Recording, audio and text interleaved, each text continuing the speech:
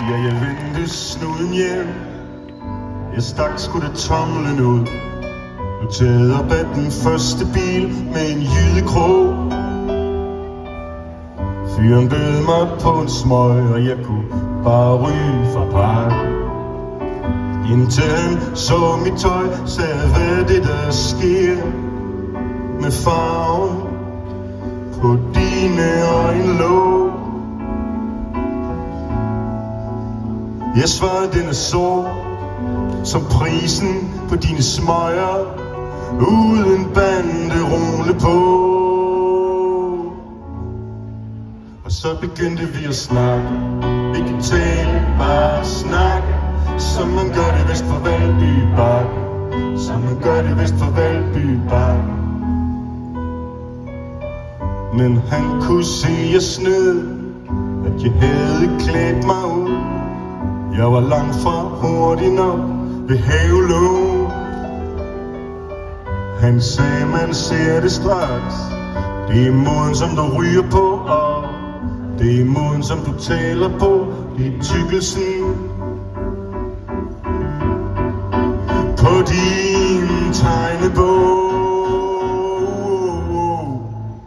Og så begyndte vi at snakke. Ikke tale, bare snakke, som man gør det vest for Valby Bakke. Som man gør det vest for Valby Bakke. Ja, så begyndte vi at snakke. Ikke tale, bare snakke, som man gør det vest for Valby Bakke. Som man gør det vest for Valby Bakke. Kom forbi min folkeskole, jeg viste ham min legeplads og tog ham ind i min skammekrog. Det var mit fodboldmål.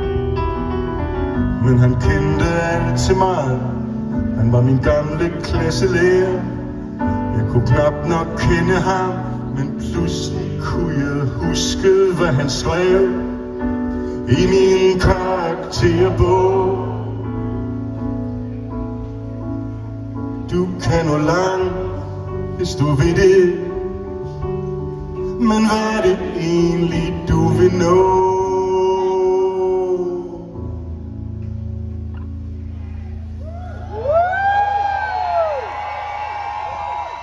Jeg synes ikke, man skal spørge unge mennesker om sådan noget så tidligt.